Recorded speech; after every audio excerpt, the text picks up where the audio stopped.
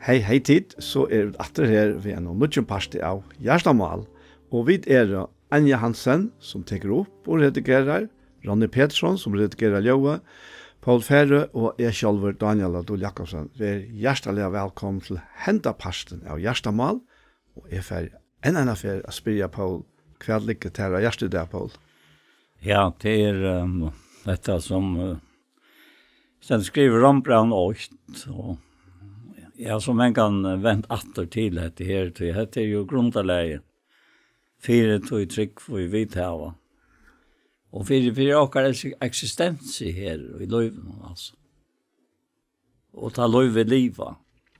Det han sier her, Paulus, tjenere, Jesu Krist, kattlaver til apostel, kåsen, kunnger evangelium Guds, som han framanundan, altså, og i høyloven skriften har lova vid profetens øyne.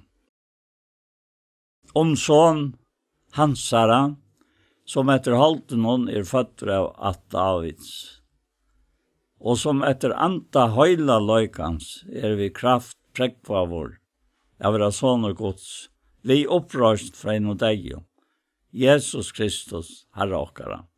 Vi hånden her vi finnes, nei, og apostelembetet til å virke troarløytene, mittlen alle høytningafølsene, navnet hans til høyre. Og så framveis. Vi venter alltid til her. Ja. Altså, fortsetter han. Det en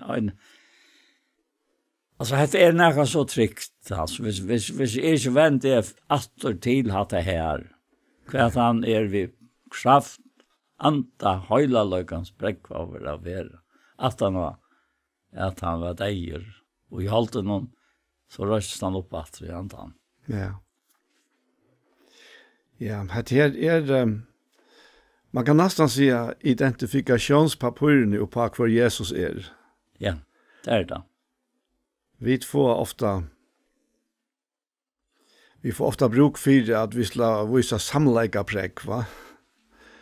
Og så skal det ikke helst være mynd vi eisene, men i Jesu føren så sier Paulus rettelig nok regnlig fra hva Jesus Ja.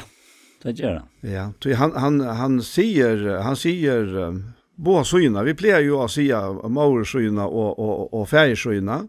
Og det gjør han eisen her. Så etter halvt noen han jo født av Maria, og som menneske. Men etter andan så han sånne gods. Ja. Så fægeren sånn, fægeren i himmelen papiansere. Og heter han 100% menneske, og han 100% god. Menneskesåneren. Ja, og han kallar seg selv for menneskesåneren. Ja. Og det veldig avhverst at han gjør det. Ja. Så det ikke hvor som helst. Og det Paulus, altså han begynner etter brevet, altså det ordentlig vi myndeleika, og han forklarer altså i detaljer. Ja. Det her om ytterligere tryggjant. Ja. Ja. Og øysene tar han fører sin langt nyer, og han sier til at han mittlen torra våre tid vi, altså. Han sier, vi hånden her, vi finner nøye apostler embetet til at virka troarløytene, mittlen alle høytningafalsene, navnet hans til høyre, og mittlen torra våre tid vi, hine kalla av Jesu Krist.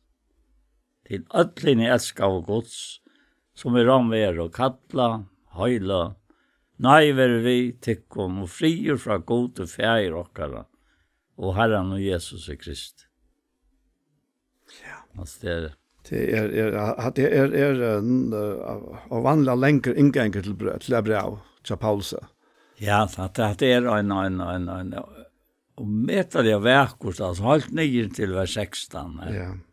Som man så ofta hørte som vatten og unger og hvordan det hefter seg vi tryktene og i skriftene, altså.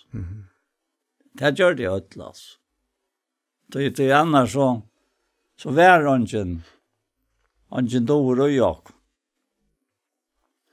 Nei, Jag halt öjliga av värst och just ner. Alltså han säger att uppgavan att han valt ut att kunna evangelium Guds son hansara. Och så säger han här till lästa när vi hon har vi finns ju nöje och apostla ämbete till att viska troar lutna mittel ödelhetninga folksna. Och här också är det en öjlig kontraster till att viska troarlutne og viska lovarlutne, ja. vi är ju alltså allt upp till att vara lovlujena. Att och föräldrar och akkurat omgälls andra skolor och allt annat. Det vänner och upp till att vara lojen mot lån, ja. Och det är gott, det är samma. Ja. Så det kommer till det naturliga livet, ja. Men här blev kontrasten så öjla större där han talar om troarlutna. Och det är så faktiskt kontraster till lovarlutna. Och det kommer han ens inne på sett nu i braunen. Det som vi ofta kallar lovarlutna, det minns det är virksamt. Hur virksamt det kan det vara vi båret här vid auto. Som ofta så auto vi samman, mamma och pappa och vi Ottmar och jag och det var synter i mitten. Det var 6 år i mitten Ottmar och Eifen alltså. Så vi var nog så stora ta åren Eifen komma. Och så kunde vi inte fortälja hur ologen och var och så för arka av ytla och drangener och så framvis. Men ta minns det av pappa han säger inte nej, men så säger han till att nej dranger siner att jag känner jag inte till. Så kunde jag nämna något gott alltså. Hur han kände det sig som falskene som var föräldrar torra. Att och ta var det nog så nämnt att knyta till på alltså hur han var och vill jag kunna vara och hur mamma var och vill jag kunna vara alltså det var det samma som att det troarlut. Ja. Att han väver en som lade in och i lovarlut alltså. Hvis det skulle vara. Akkurat. Tog ta hemma naturerna till att kunna leva. Efter Guds lov, va? Ja. Så minns det vi ett dörra bara. Jag knappt lea nu. Löper pappa upp och han förstormade om efter. Ta han sa en kick för detta om Rick. Ja. Andreas som tone. Hon är silly. Hon checkar bort det här. Han är ju en toj här nere. Och i sådana filmer än han teker i hatten och jag kunde snärar och blev via snära och knappt jag som lägger kicken upp allt. Det är bestämt. Knep och i tog, ja. Och så kommer han ner natter och sätter sig ätas lite och så får han nattlarbeid. Så. Att det förankrat framme, det lutne kick vi måste inte färra för inte. Det hon talte inte aldrig jag inte någon lunch. Och tog gör det där. Han lej på man och om näka fick jag vita det var inte rockning bara vi alltså men är så att ja. Så det var en själv av någon som talar i ställmoin. Och att det här vi lovar lutne det var nog så chans där man sa när vi är ologerna säger man då pratat om det och tog säger pappa att här det visste jag inte om men och så nämnde han jag således vill jag föräldrarna säga att jag vill säger han alltid och akkurat som vi inte vill ha att det kan att vara således men inte mer om det Nej. Och det är ju en så om det kraft och isär alltså. Att det ska in efter han.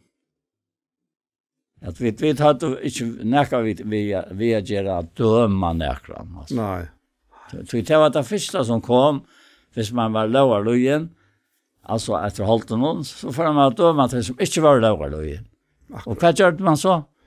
Så dömde man sig själv. Så är inte löjligt att döma. Nej, jag fortäller han och nu som samma brev någon i nästa kapitel. Ja.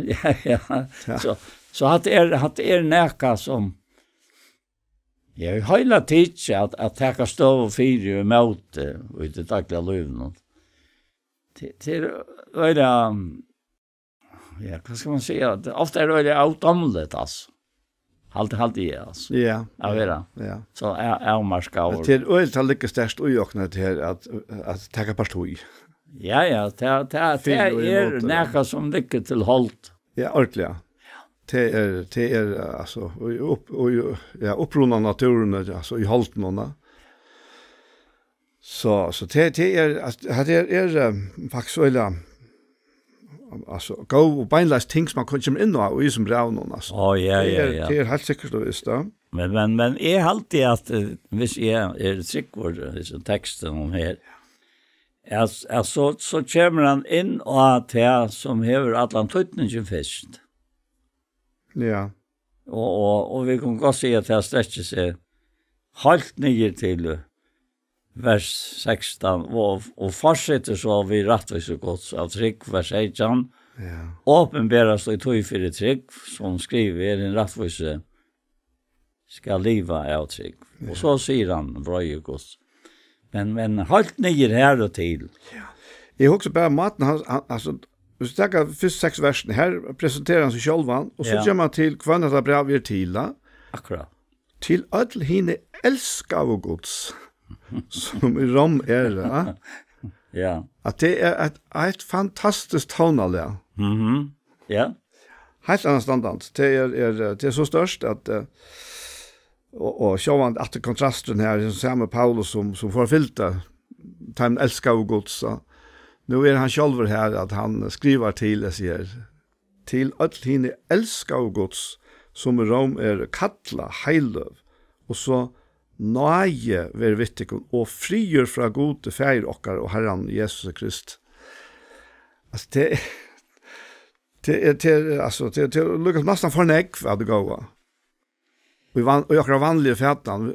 Ja, men vi synes jo en sang at flyter iver, motsteiper fyllt og flyter iver. Ja, det kan man da vi? Det. Han menar vi det här. Ja. Det här som alltså hvis vi leva och i trick och inte skolan, så fer näka flauta iver i Lövjok.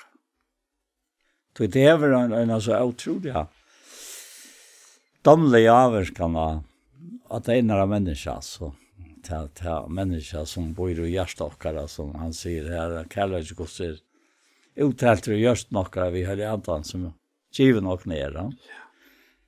Och jag minns han där sände med som kan söndagsskolan. Och jag minns att han nästan inte minns inte ordentligt rätt men kanske flyter iver motsteiber fett och flyter iver. Och så kommer jag en sättning här och vi Herrans leie rau, laika vi så frau, motsteiber fett och flyter iver. Jag hade inte att det var rätt, men... Nej, jag minns han sanns nästan, men alltså han är längst han glömde. Du kom tankar om han nu att du nämner han här. Ja. Han säger ju 8:e verset vårt då att först tack gode munnen vi Jesus Krist.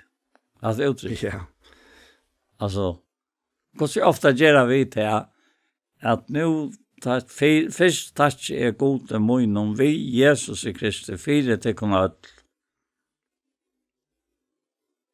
alltså du finner så här sättningar som du inte sagt där således av någon öron utan i skriften, ja.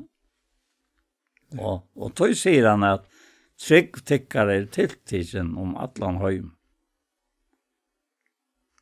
Trygg tyckare tilltiden om Atlanheim. Det är god som är i andra möjligen tjänar och i evangelien om sån hansare vittne mot hos jag utan ojalt minnestekon. Og alltid og i bøn og møgnen bygge om at mer til endan øynafer skal etnast etter vilja gods komme til tekkere. Det här ser uttrycken här är alltid så otroliga. Det lägger upp till näka som är alltid jag vill glada för den och till tog mer lunches att sucha till. För att jag kan läsa till kom få past och jag ankrar i antal är nöje gavo så till kom styrkas och så säger han menar vi att etikon kan vara lucka och skärman. Vi tykkon, vi felagstrykk, okkara tykkara og moin. Altså samfunnet her, det enkar. Ja. Ordentlig, altså. Ja, det himmelska. Det dreier seg ikke om meg, men det dreier seg om okkom, altså. Ja. Det lyst nekve Efesosbrevet og troi og jag säger att vi samma vi öllon in höjlov skulle vara menta fäta.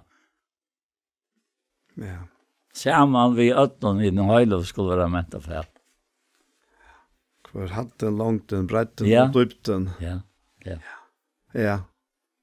Att smälta mest läs ner med man säger till god som är i andan med någon tärne och i evangelium om såna så. Ja, andan tärne. Alltså han tärner och i andan och det så säger att lika med tja honom är till reja brukt av tog som kommer i jakten andan hans där.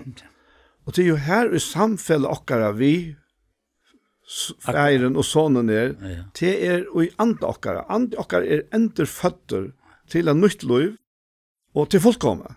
Ja. Här är inte och inte som kan finnas att nökron att till nyttja liven som bor i okkorna.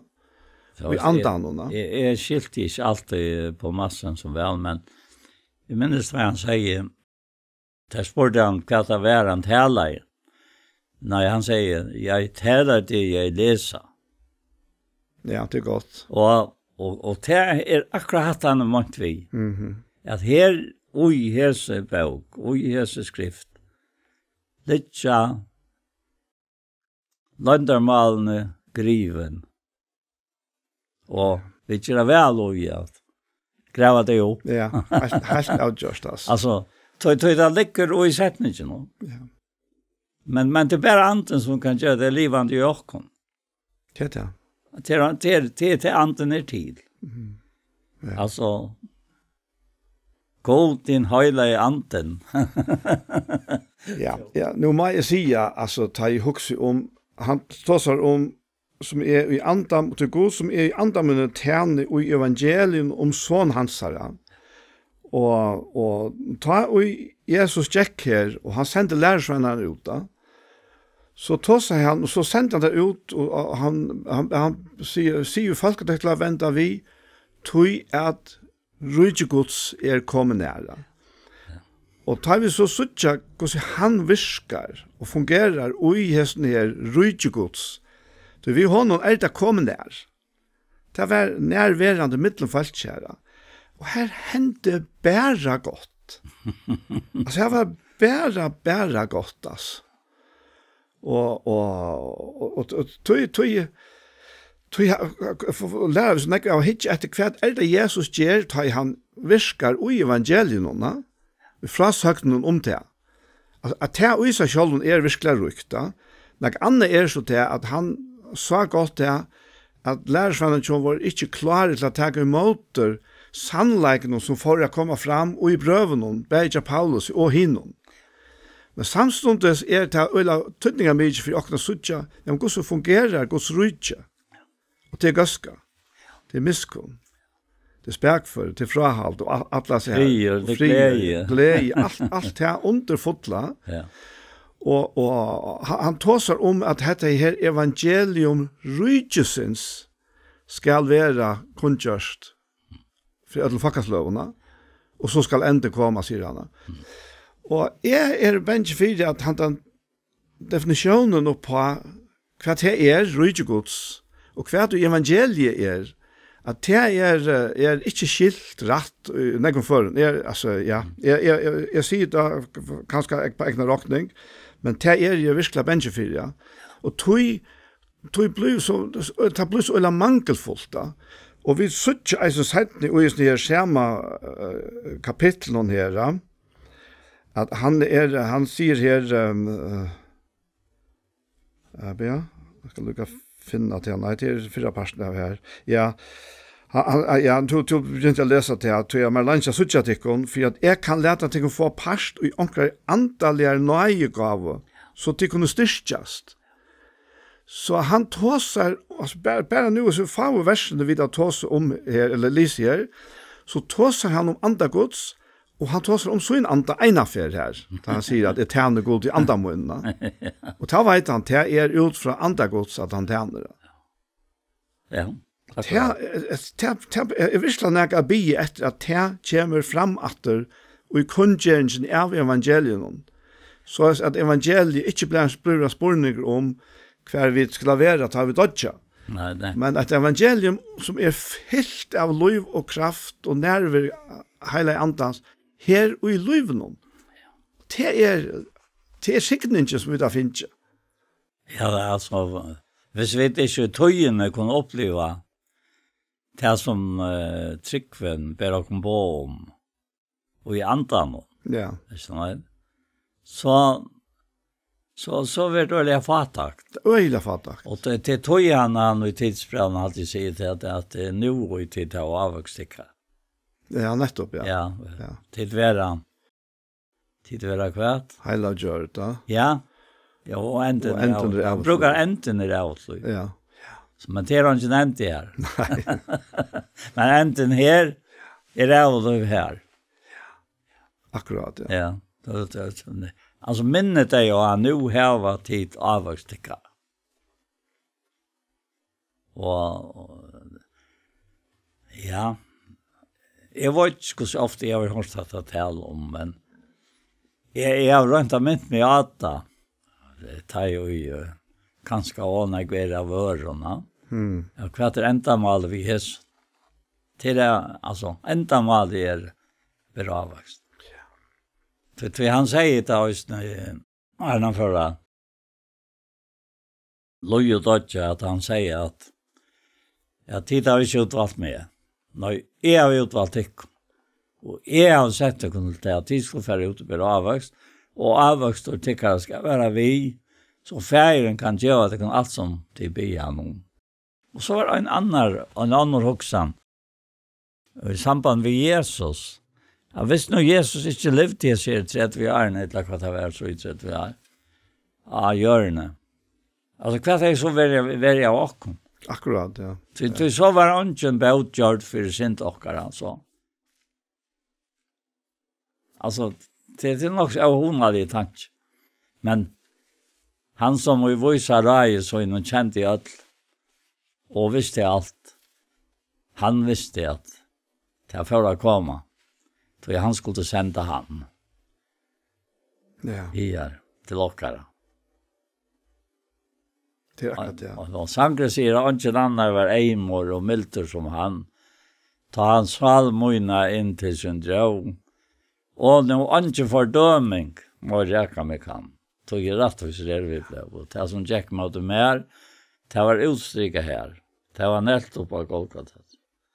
Og hva talte han til åttak og røy hans lov. Han synte av skammen og bær. Altså, og ønsken fordøm. Ønsken fordøm. Nei, ønsken fordøm. Ønsken fordøming, nei. Det så akkurat det. Han så ivrig etter å slippe kunnskjøret til. Altså, alt hans liv innstilt på at jeg slipper kunnskjøret seg her underfulle frelsene i Jesus Kristi. Ja. Og jeg husker eisen her vid, så som brevet byrjar, så enda det eisen. Og i 5. verset, i 1. kapittel, sier han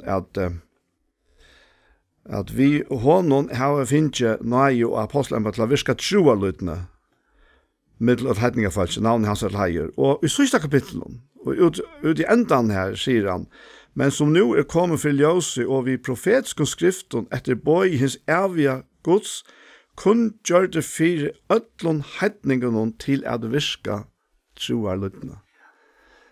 Og hva så til vi troarlyttene? Det var vært en alltid her, altså, at det virker som en overflow innan ujokkene, det må ut. Det må ut. Vi kunne ikke lade være ved å tale om det som det ser og hørst til lærersvennerne, til apostlene. Og det han som virker til ujokkene. Ja. Den der overflowen av fytling av nøye og kærlega. Jeg husker jo om at det hvordan det oppdalt, altså, det nå kommer nye møter i 16. versen nå. Ja.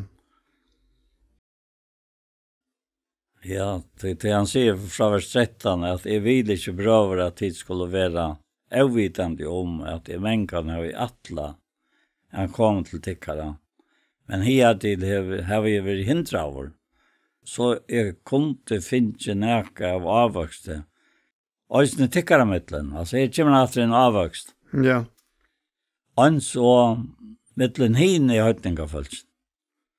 Jeg stand i skuld bæg til grikkar og æra tjavur, bæg til vois og favvois. Jeg tog fyrir møgnparst til røyere at kunnskjer evangeliet og eisten fyrir tikkon som i Rom. Tog jeg skammes ikke ved evangeliet. Det jo kraftgods kvarjen tog til fredso som tror, bæg jøda fyrst og grikka. Rattvise gods av trygg, åpenberast i tog fyrir trygg som skriver i rattvise møgn skal liva av trygg. Hese versene her vi har stått lisen, det særlig av vers 16 og 16. Og gjerne har 16 vers haft omkring fragrøying, tror jeg at det er alt at det er ringt å skilja. Og det tog jeg ikke ordentlig suttja, men rattvis gods av trygg åpenberas og i tog fyrir trygg som skriver en rattvis skal liva av trygg. Altså det er alltid er bort fram, altså. Men det kanskje kan hvis du hever en fragrøying komme til her. Ja, jeg har sett en omsetning som sier da Lysen Ørvuse, og her har det sagt at hin rattvise munn av trygg skal liva. Ja. Altså, han som gjørt rattviser av trygg, det er han personen som lever, og han skal liva.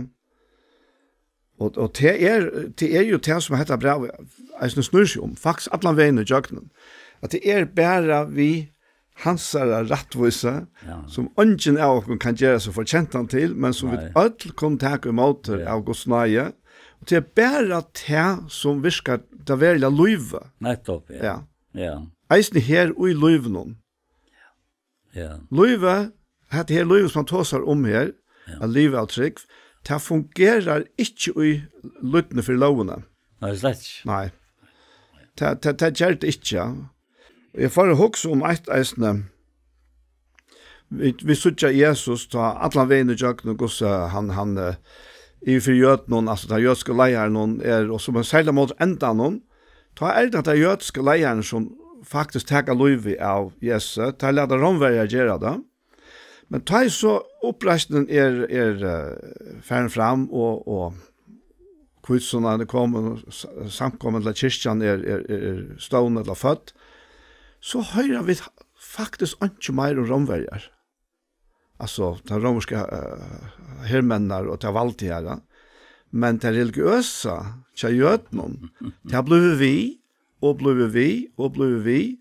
Og de som fylte Paulus i uttøy lovarlyttene til at forfylte dem sikkvande, ja, derfor ta eisene forfylte Paulus til at han kunne gjøre Guds nøye. Så kontraster mittlen religiøsitet og troarlyttene blir så helt øyla store.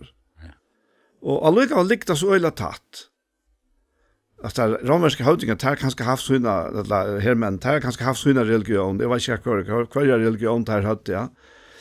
Det kommer sikkert fram onker søvboken og så var det.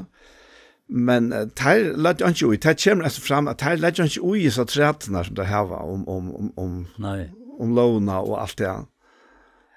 Men det blir vi ver mot kvar norrarna. Han ser något avvärst i Galaterbrevet 2 är inte något i kapitlet.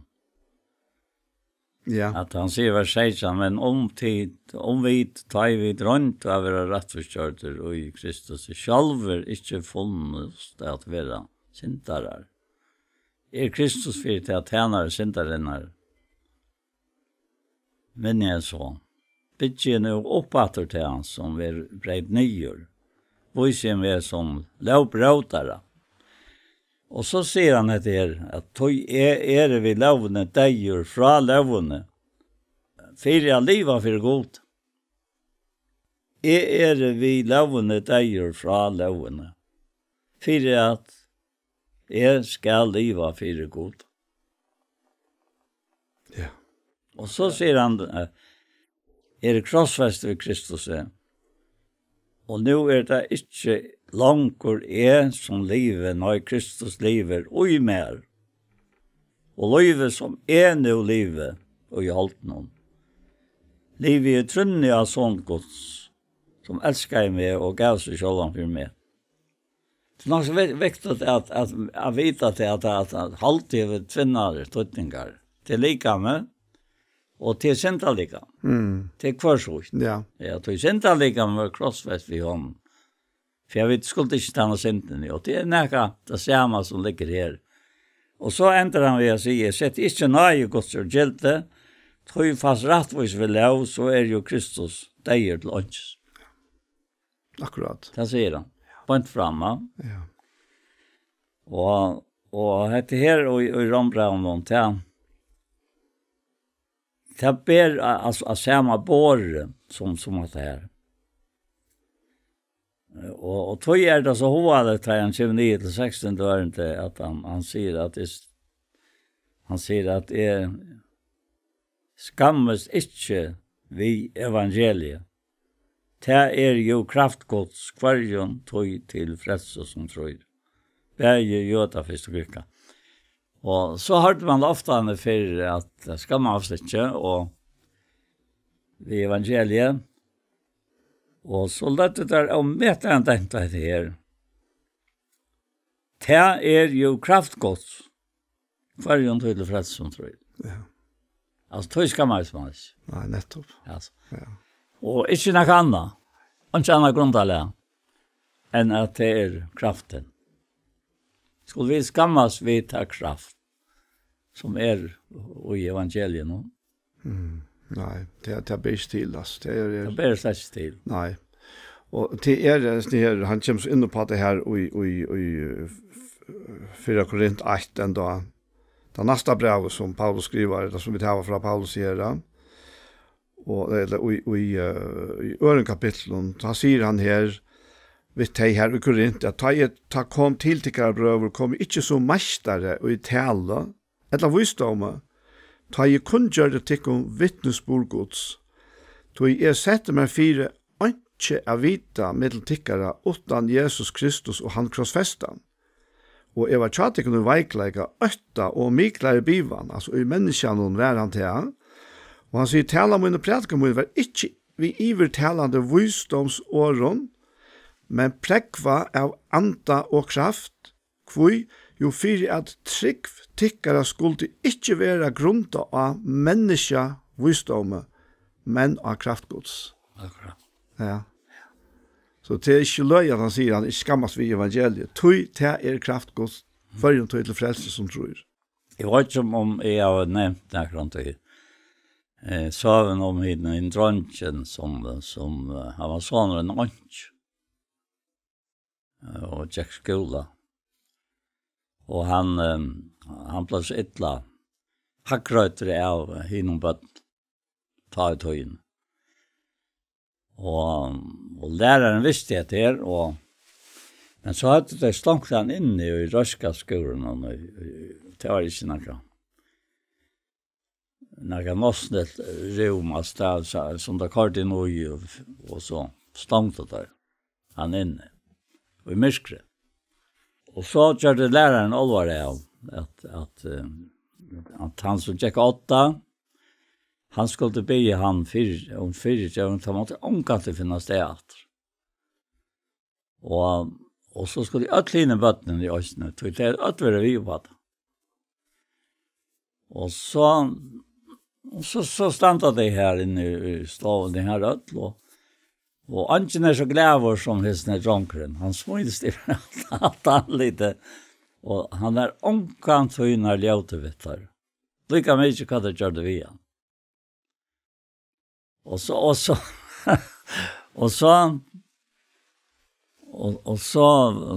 nøyest det selv om det er ben om fyrtjøver. Men han bare stralar i av sitt leine som bor jo inn og nå. Og så sier læreren vi han, jeg skal spørre til at du så unger du kanst fyrtjøver og som om det han tjeja tøya, altså. Og ta sier han at pappa sier ved mamma, Arna Fjord, hjem til Jesus. At hun skulle legge seg øyne vi av såneren, omkant tøyner. Hevnte seg. Hevnte kunne ikke til det skal. Og lette ikke selv sett i vrøyetikkere.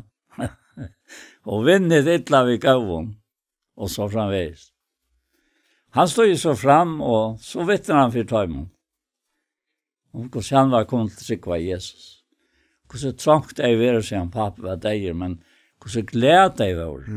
Så det är åtta Jesus som frälsare och han var ansmattlig soner, han och mamman, och pappen han var färden.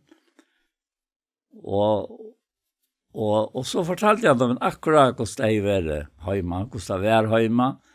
Och så han kunde därför i skolan lära till han visste det kvart det som gör det visse. Så kunde det inte vara något som hände sig. Visste han inte tillräckligt det inte hade gjort. Och allt gråt då här inne i stan. Och ända läraren tar det av en som boskap. Jag tänkte bara om det här. Så størst det altså, det finnes det i en hjärsta. Så. Ja, det hadde det løyve som han tåsar om. Ja, det løyve, ja. Hadde akkurat det løyve. Ja. At det finnes ikke i okkon, uten naturliga, men at det er giv i okkon som gava, vi trykva Jesus. Ja, en gava. Ja. Og så ble man å si at vi man sklever i en gava. Jo, men gaver du flänk alltså till oss fyriast. Gera bad nagt och mer gaver och mer eurot och det menar sig äger vart då ta förstår ta vara här badna lever så. Så att det så kallar slöjt eller till vart smoj eller så akkurat det gör det. Så var det en som släckte tag han vissar. Så spurte jag kvar han stod där. Mamma, don't you short eurot alltså. Det blev för nej. Säger han bara. Alltså ta barnalevna var ju ajman. Ja, barnalevna. Ja. Akkurat, ja. Jag kan se vad heter ta första åren. Ja, jag minns jag stöpte att en indianer hövding i gips i en form och så skulle måla att han jag tomt jag nöjla väl. Ja. Jag nämnde bara att det bara så ska lösa med. Ja, det. Men det här som det är inne i nu har alltid något spännande. Ja. Det är det första brevet som vi presenterar för Jokon. Ja. Och i Nya Testamentet, ja. Och jag vet inte om det är tillfälligt eller om det tror jag att det helt haft ganska största antydning akkurat det är Rombrev, ja. Det ger också så färdliga nekvar sannläggare, alltså. Det är och akkurat det här verset här, att det skammas inte vid evangeliet och det är kraftgods, ja. Och den här kraften här, hon är virksom, alltså. Hon är verklig. Det är inte bara pene tankar och inskidrömmar om näka, Men det som verilig brøyter menneskeliv fullkomliga, og det brøyter ikke utenfra, men innanfra. Jeg har jo å si at kraften gjør åkken vøyk og åkken selv. Ja. Og kraften gjør til at vi ikke står at døme andre. Akkurat, ja. Det er alltid det. Altså, min rundt av her som til at jeg ble så nøye lærter til ikke for arka. Til å døme til for arka. Du dømer en annan lite verdan. Altså, upprunnen till att för arka uppleva vi att hur kallar det att jag kallar det happa ja, så happa. Ja. Det öl ofta ett uttryck för veikliga. Ja. Så att man arkar eller happar under för liksom på tamatan att bli sin större vi ger hinne minne, ja. Akkurat. Men här som veikligen ger till att stärskor to men veikliga. Tal säga och I halten någon just att rätta till just att rätta vi halten till dig har hållt. Tog jag att döje sen att det kan vara just anches. För jag vet inte skulle det vara sen. Akkurat ja. Crossfest vi hon. Och tandvåglösen halt det bästa I öje. Och I löven någon. Det handlar helt mer så ofta att tåra att vara vid till att det är så att du får till en känska och en annan. Kände du det året? Är det känskor? Ja, vi har känskor, men en känska en annan till allt jag har hört. Och det var där på andra matan. Ja. Det var alltså känskor till möjlighet att till ögon och så. Det var flöjre, ja. Det känska och så satt vi det bara. Det var alltså jag hade det så jag mätte det upp I heilet att det var just så. Visst man det just så. Så det är ja. Jag har gått till tåra det så. Nej, det är ja. Jag vet inte vad jag ska säga. Ta bara lytel. Ta kunde vara nog så hör vi från annan. Jo. Men ta så tillvite växer mer och mer. Alltså man får fra vara ovite till att bli mer bigfunna. Men ta det av hon eller ta det så helt av framma. Och det är kanske inte alla helter som har varit så tillvite som föräldrar som tunna föräldrar. Om inte arka och inte happa, men jag tycker att nu att då vill sett fokus eller neck på att det är en stor truppläge. Ja. Det är en stor truppläge I mittelbotten, men det är inte bara mittelbotten. Så kan det visa hos arbetsplatsen. Jag vet inte om kan det göra det här förr, men är det stanna happing av arbetsplatsen mittlen vuxenfolk är öjligas. Och det är avskiljande, ja. Och det man bara säga akkurat mer det sampackar inte vi tar nutja löve som bor I okkon som tryggva av Jesus Kristus. Det löve som lagt I okkon, det kan inte ta under vi att ni ger andra människor.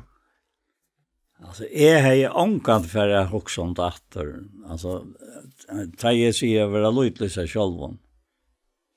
Så är allt det som har vi till att göra. Det som det är väck. Och ösnen till att man helt det till att man inte gör det. Det är ösnen väck. Ja. Så hände den här Andreasa här som bor I Sundaland och hon kom så gäng skola. Vi Tofton tog att Tofton tog att mamma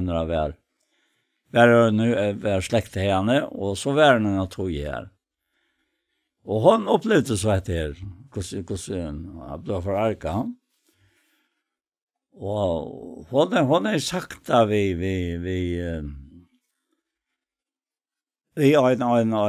en sån Ottmar Botjamoin att hur pappan sa hej där jo och så fort om det och ja.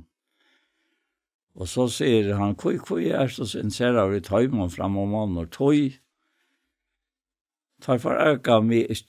Tar tog ångan tojnar upp det samma som hinne. Det var näkre som ett eller nöker som var där.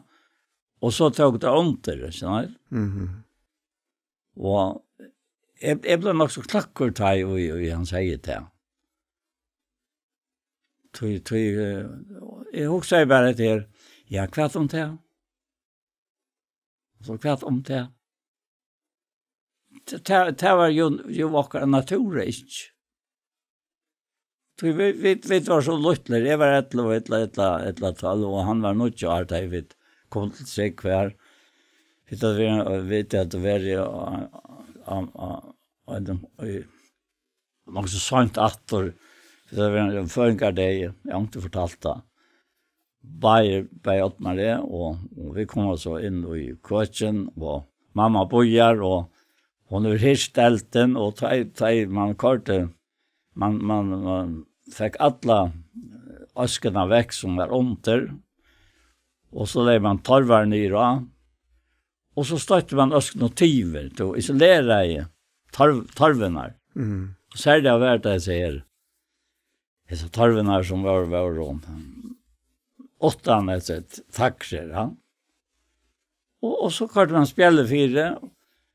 Och lövarna alltså som låg här. Jag har som torven. Där kallade ångat ut alla nattna. Det kallade det för affär farmarellt alltså. Visst det var kallade ut jonglören. Så kom man be helt vid en kolskoj eller så tas som kallar en kolskoj, ja. Ja. Be om eld alltså. Be om lov voice. Ja. Ja. Och hersefer. Jag tar i årsök Axel Skala, vi var här och Jotet fyllt det, och hon var sin räddjene. Hon var ganska väl en 13 år loppsvar. Och han visste att hon blev i bojlat av bibeln. Stauro. Totti öliga väl, Axel, han var så ejmor alltså han.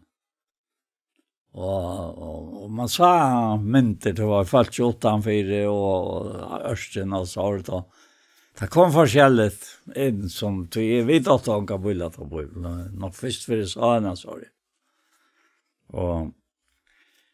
Och så kom det fram vid frälst så säger ja men mamma jag var inte så mer frälst. Nå var det inte det säger hon. Nej. Och hon var ju fan jag det själv, va? Så han säger, hvis vi nu lägger jockna knäer och minns det här äldre mer helt alltså vi kallar det hira elden gajmantlen morsan. Det blev det kolslige kallar det gamla då. Det blev så kolt det är så snett i koltet. Det han kom så knappligt och vi lät också sagt det och så säger mamma att det är bara att tacka Jesus för det att han döjer för oss. Nå, bara det. Alltså bara det. Och så tackar jag mamma själv och liksom lägger och så gör det och jag minns det jag gör det också. Så viskar jag. Och så allt man röst. Och allt detta var med hon hyrte. Ja, hon har gjort det åren. Okej, ja. Hon gör det alltid klart och vaskar framför. Hon inte glömmer mot släppa några ständigt så. Inte bränna golvet eller något. Det var en plata framför komforten men öliga omhuxen alltså. Jag kom äldre i var svärp i loften då. Så hette här pratet med tickon och mamma, det kom bara helt naturligt. Ja, påra att han har ser. Det var vakt det att som man sa. Ja. Det som är så störst oj för äldron som tryck Jesus och som alla sina barn upp. Oj herran det som ständer att tid för äldre säger han. Vad är det han säger det? Ja. Og i Efesos 6 til dømes, her sier han til bøten akte for eldre tikkere i herren til det rett, og så så sier han, og tid fetrar ikke bøten tikkere til vreie. Ja, det er rett, jeg vet det. Ja. At... Nei, fostre oppe tikt og anmenning herren. Ja. Tid bøten, for sier det? hva sier det? Ja. Det ikke mamma og pappa.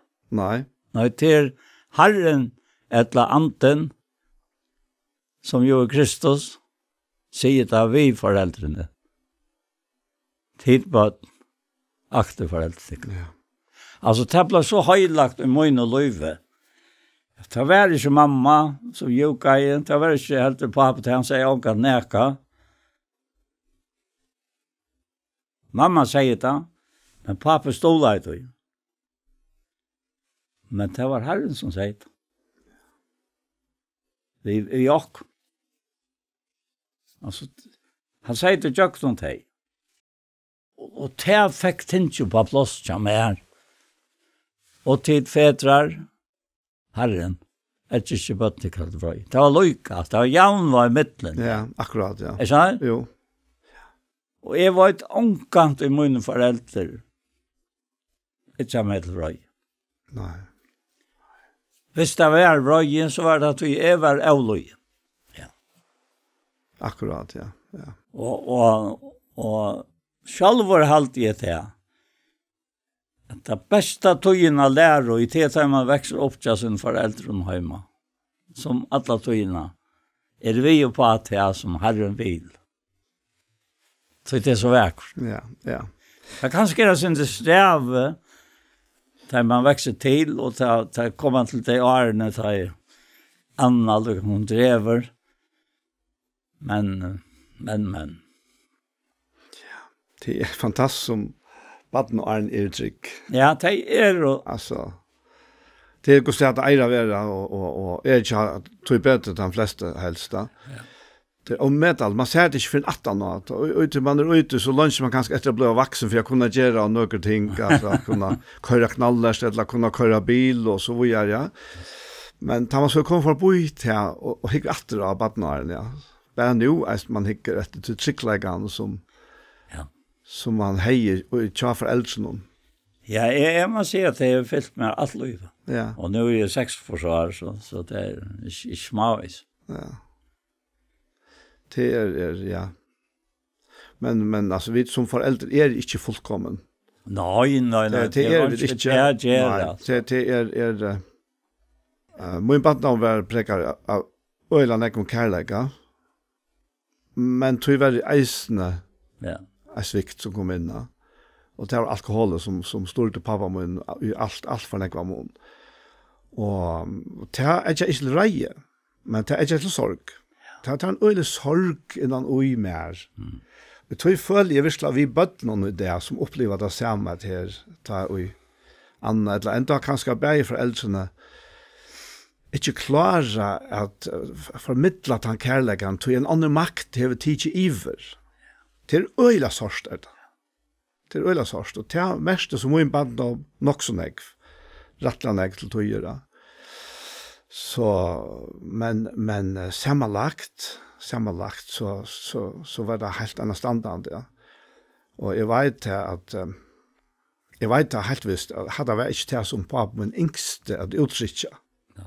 Og han hadde ofte ringt av seg sjølven, og hei, det kanskje oppa det verre vi til at han ikke har slatt vi at uttrykke til som han følte igjen.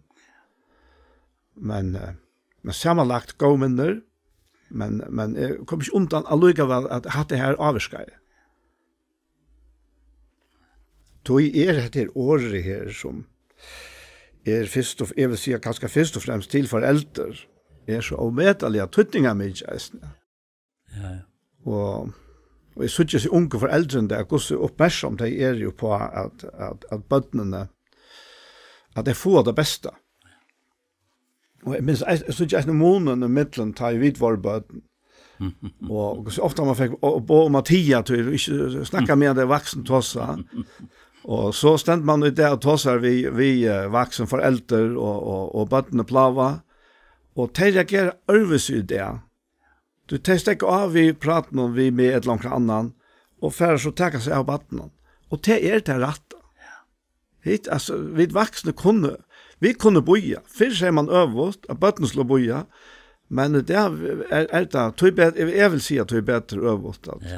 Batten vil ha mer litt opp i det. Og det har bruk for det. Det var det. Ja. Men her på henta matan blev det så verligt eisen. Ja. Paulus tåsar ikke ut til Tomanheim og noen idealer som oppnøyelige, ja. Slett ikke. Han viser av kjeldene til hetta løyve, som virkar i ødlån som tryggva. Ja. Og man kan, så det var ganske ondt å si, men meira vid tryggva. Meira vid lyta og at det såleis som et året talar om, meira suttja vid opplevde, kjenner vi styrken og kraftene ui her som løyvene, som giv i okkona. Og Peter han sier jo vi Jesus her ute i Johannes 6, da han spyr om at eisen tid av røyma. La meg lykke det som tar satt i hervelig til å sitere bare, jeg synes til vildar litt da. Det lenge kapittel, og i endan her, så sier han her, Jesus sier ta vi hinner 12, atla eisne tid at røyma. Som Peter sverar i hånd, herre kvann skal vi færa til, to hever år hins evige løvs, og vi hava tro, og finnja suttja, at to din heilige gods.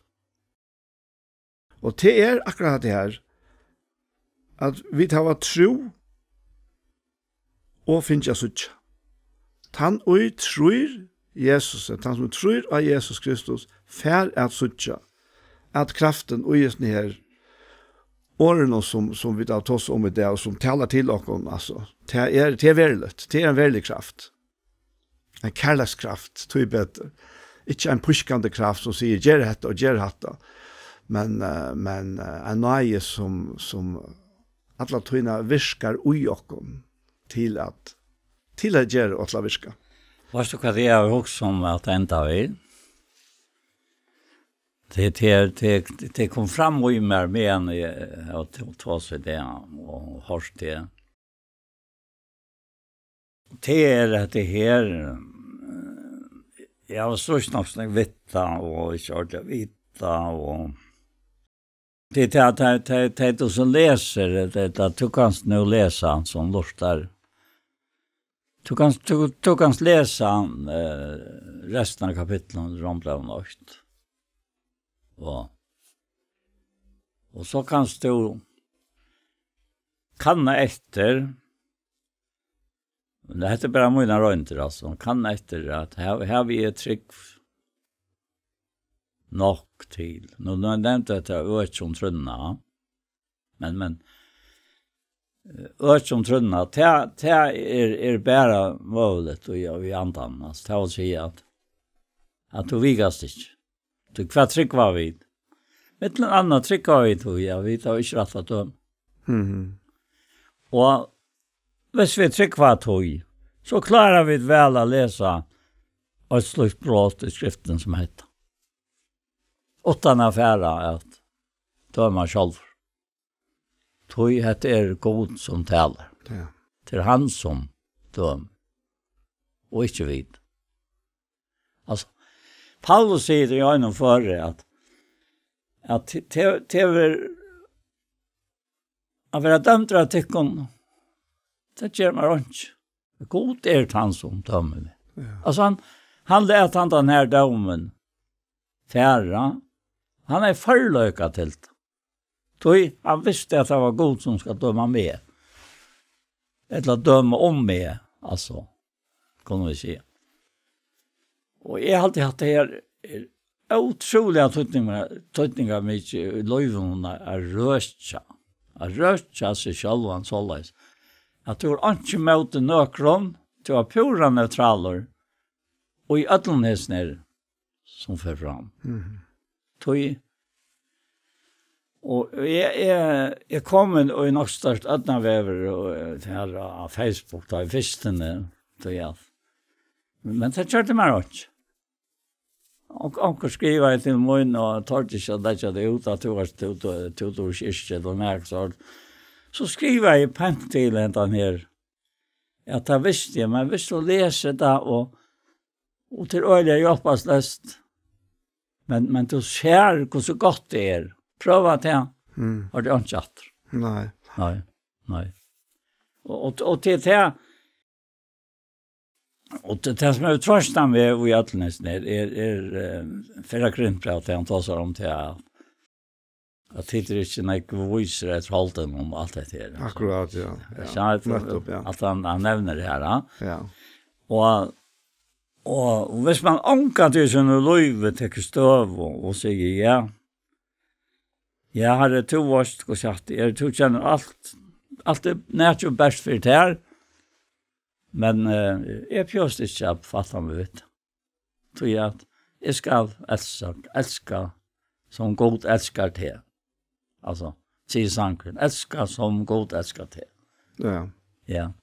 Så ska det vara. Det är så att det fungerar. Ja, så fungerar det. Så. Här man talar om att det här om att vi döma. Ja. Att själver känner han sig inte, han vet inte om sig själv, säger han, som har kunnat funnits data. Men för det är inte rätt för stört, säger han. Men god till god som dömer, och så ändrar han vid att säga, dömer tog inte 4 tøyene, var en herren kommer. Wow. Dömer tog inte 4 tøyene, var en herren kommer. Ja. Det är en standard. Ja, det är det. Det är virkelig. Alltså, hvis du fär och läser och du fänkar åra läge och i skriften om till själva. Så god ser till och i Kristus, alla tøyene, tøy du trusta han. Ja, men så han øysene baut for synder allsams. Det. Altså, det var øysene en verdig og en verden og i tøy. Og det klarer ikke mennesker da. Nei. Så det var en øretvise dømer, og den øretvise dømeren fetter atra en sjølva. Det är akkurat det. Det är som en bumerang alltså. Ja, och tar vi lärt det iv till Herren så vet vi att han är en rättvis domare. Ja, det är en rättvis. Och honom tillhör domaren nästan till han är alltså vi har inte vi dom att göra. Att han nägran dom i hela tiden. Nej. Och just det här sammanhang antal sammanhang så han har vi domsvalt och jokara samfälla till något annat. Men jag vet inte helt om vi får nej till att ta som det var det kan bara en löjes, det vet jag inte, men det är möjligt att man kan växa sig till att då var färdig in i allt som skriver, det är så är det skriva. Ja. Och till om det inte bortglömt. Det ska alltså vara bortglömt.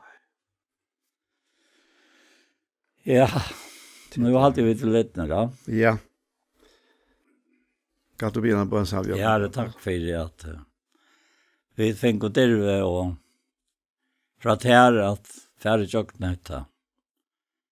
Och signa då till åkara landsmän, signa till utom Ötlemarsk, här till ner och här där vi fäta. Och lät det här bli avväxt. Gå i himmelske färger, ta vid om. Och det är så underfullt att vara. Vanligt människor, mittlen andra vanliga människor. Och kunna vara dem till siktning, Herre. Det har vi gjort möjligt. Vi tog ner enterföjning. Och jag kunde äta det själv.